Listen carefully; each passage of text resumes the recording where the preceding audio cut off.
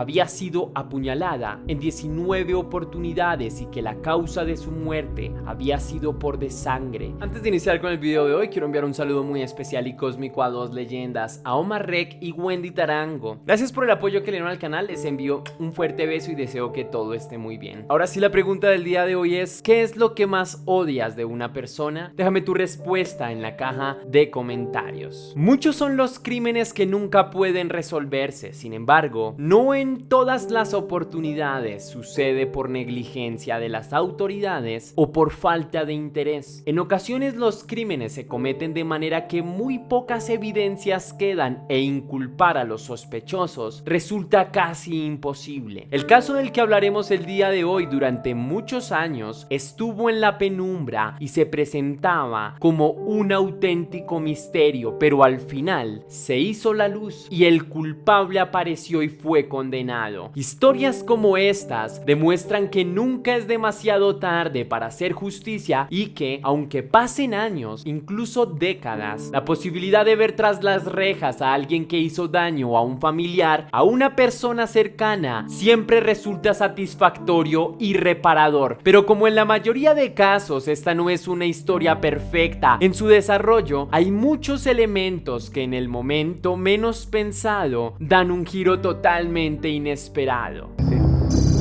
¿Tú estabas enamorado de ella? De Eva, sí. Cuando es un accidente lo asimilas. Cuando te lo quiten así todavía el tío está por ahí. Es una sombra. Hay una sombra por ahí que no le pones cara.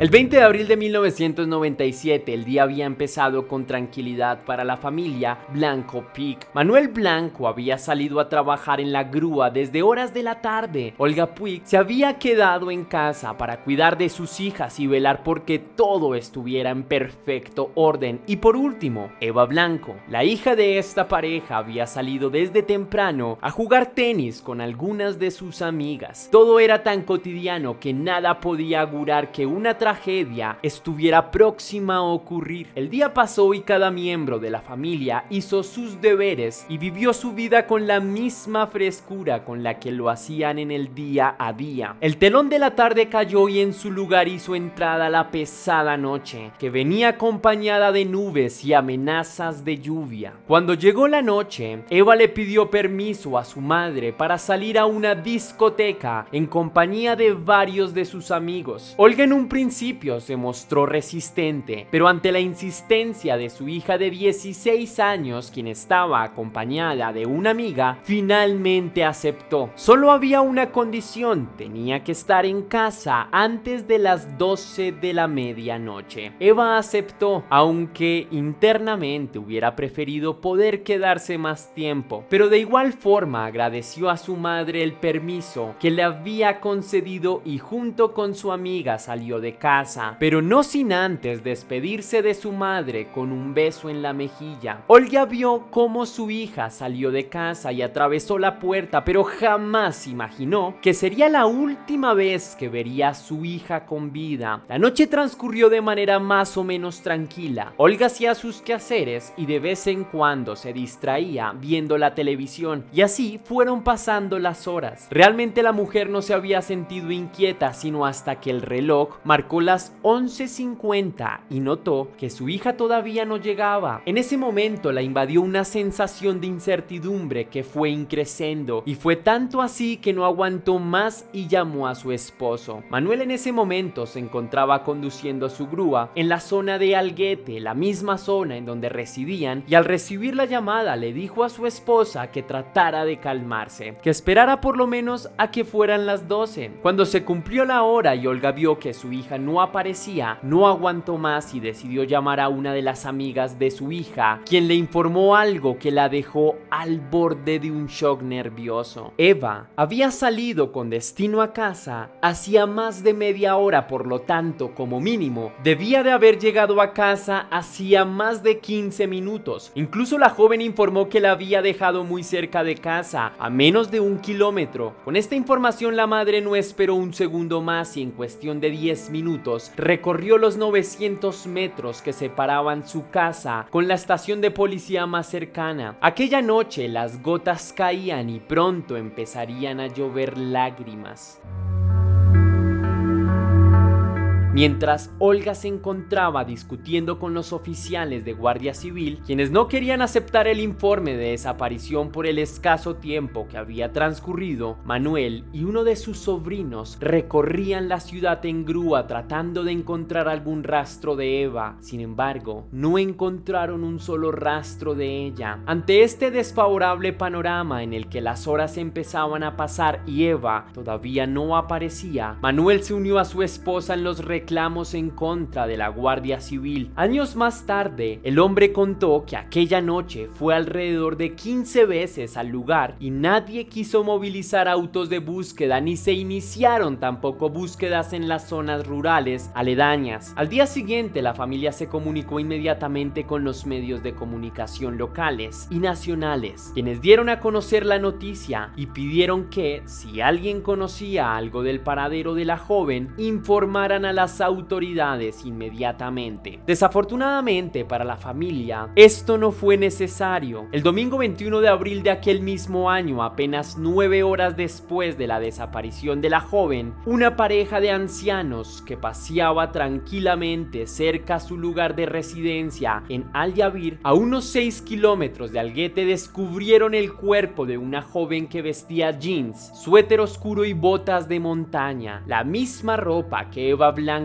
tenía puesta el día de su desaparición. En un principio, la pareja de ancianos, y por la cercanía del cuerpo a la carretera, informó que probablemente la muerte de la joven hubiese sido producto de un accidente de tránsito o hubiese sido atropellada. Pero cuando las autoridades llegaron a realizar el levantamiento del cuerpo, notaron que la víctima tenía señales de violencia, entre ellas varias puñaladas. En la escena del crimen, las autoridades encontraron algunas evidencias que muchos años más tarde serían claves. La primera de ellas, que tanto la víctima como el posible agresor se habían dirigido hasta ese punto en un vehículo, pues aunque las fuertes lluvias del día pasado habían borrado casi todos los rastros, aún había señales de neumáticos en la escena y en segunda instancia encontraron en medio del barro una pisada de hombre que calzaba aproximadamente 42. Con esta información las autoridades ya tenían algo por donde empezar. Sin embargo, la familia de Eva todavía no había sido informada. Cerca de las 3 de la tarde de aquel mismo lúgubre domingo, la familia Blanco Puig buscaba por todos lados tratando de ubicar a su hija, y en ese momento recibieron una llamada de la Guardia Civil que a secas y sin mayor delicadeza les informaron que el cuerpo de Eva había sido encontrado sin vida y con muestras de violencia.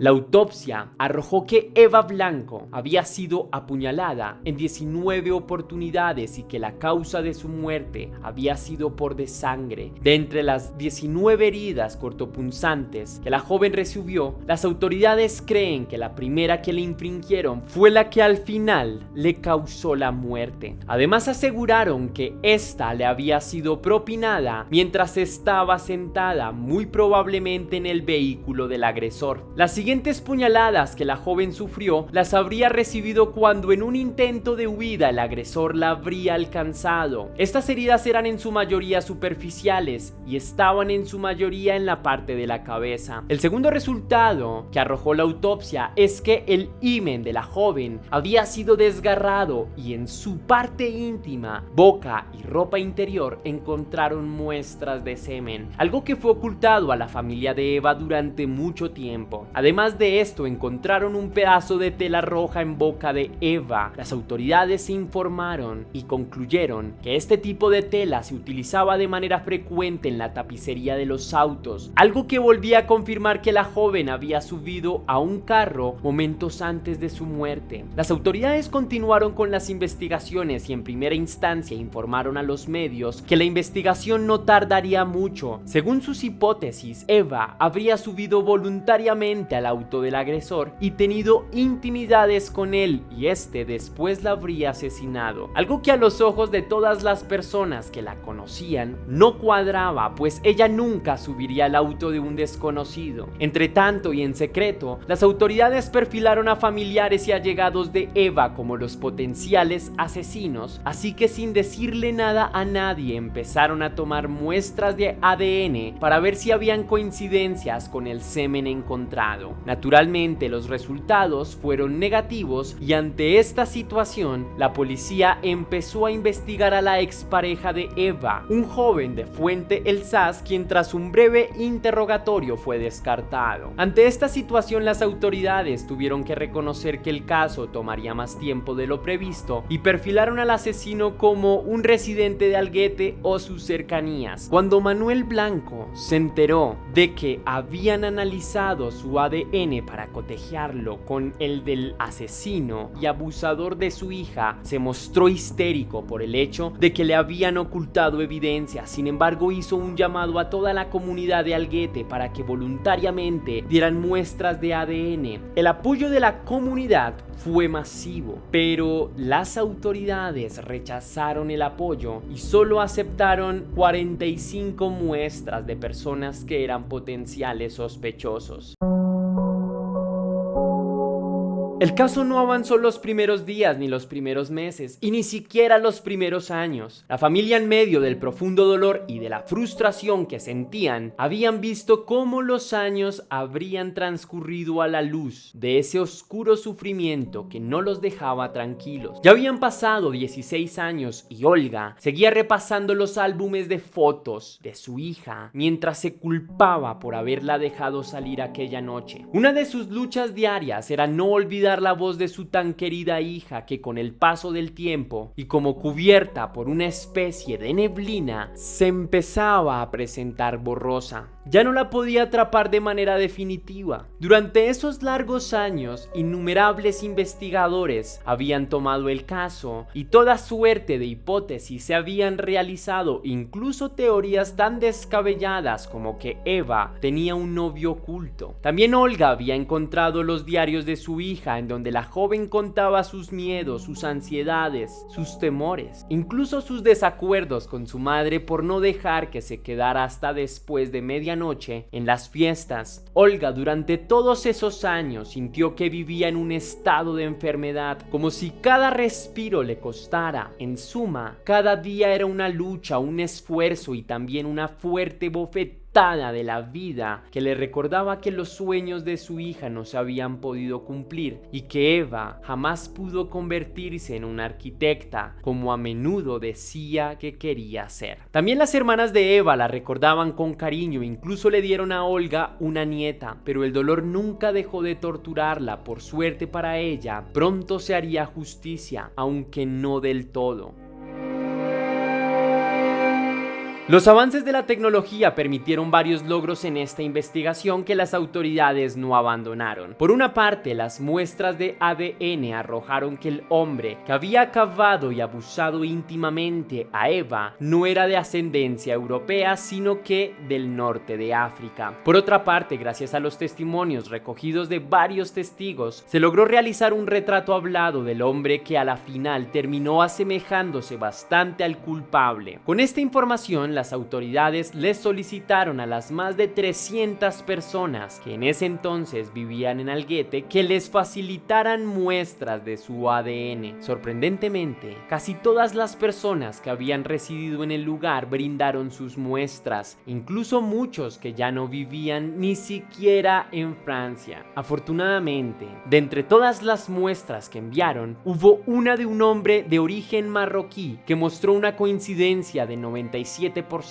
con el ADN del agresor. Las autoridades informaron acerca de la vida del hombre, lo contactaron y este informó que tenía dos hermanos, uno que había vivido en Murcia y otro que había vivido muy cerca a Alguete. Al hombre que residió en Murcia se le realizó la prueba y el resultado fue idéntico al de su hermano. Por descarte, el tercero debía ser el culpable. Inmediatamente las autoridades pusieron una orden de arresto internacional para el hombre identificado como Ahmed Shel Ger, Pierre, y el 1 de octubre del 2015 el hombre fue capturado. Tras el análisis que arrojó el 100% de coincidencia, el hombre dijo que en aquella oportunidad 2 hombres lo habían abordado con un arma y lo habían obligado a masturbarse y a eyacular sobre el cuerpo de la joven de 16 años. No obstante, las autoridades, a través de interrogatorios, se enteraron de que el hombre había vivido cerca de Alguete y que poseía un vehículo azul como el descrito por todos los testigos. Además de eso, el vehículo también poseía una tapicería roja. Los testimonios de los hermanos del hombre fueron claves, pues informaron que aquella noche habían asistido a la misma discoteca que Eva y que incluso habían charlado tranquilamente con ella. Dijeron que después de un rato la joven se había ido y que Ahmed también había partido. Más tarde se consiguieron evidencias de que el hombre tenía comportamientos agresivos, extraños y muy impulsivos cuando bebía, y que además era bastante pervertido. En la época en la que se produjo el caso de Eva, Ahmed vivía en una zona cercana al Guete y se desempeñaba como mensajero. Allí vivía con su esposa y sus 3 hijas. El hombre salió de España y se mudó a vivir a Francia. Luego se separó de su mujer y se casó nuevamente. 4 días después de haber sido capturado, el hombre trató de quitarse la vida cortándose la yugular, pero fracasó. Ante este evento fue deportado a España, en donde inició su juicio. El hombre intentó varias coartadas y el juicio se extendió durante 8 meses. El hombre seguía sosteniendo su versión de que había sido obligado a eyacular sobre la joven. Sin embargo, no supo qué responder cuando se le preguntó por qué su semen había sido encontrado en las partes íntimas del adolescente. Luego de que se hiciera la última audiencia del 15 de enero de 2016, el asesino solicitó que se le retiraran las medidas en contra de él. La Guardia Civil las levantó y menos de 15 días después el hombre fue encontrado sin vida dentro de su celda, luego de haberse ahorcado con los cordones de sus zapatos. Para la familia de Eva esto fue un duro golpe, pues el asesino de su hija había estado menos de un año detrás de las rejas por el atroz crimen que había cometido. Tras varios años de alegatos y denuncias, en el 2020, el Tribunal Supremo de España ordenó al Estado a que indemnizara a la familia Blanco Puig por la negligencia en la prevención de que el sospechoso, el acusado, no se hubiera atentado contra sí mismo. Creo que la cobardía del hombre, que no fue capaz de aceptar sus actos, fue otro duro golpe para la familia de Eva, quienes sin lugar a dudas tendrán que pasar el resto de sus vidas con este profundo dolor a cuestas. Sin nada más que agregar por el caso de hoy, leyenda, recuerda que misterios somos, que las dudas te acompañan y que tú y yo nos veremos en el próximo capítulo.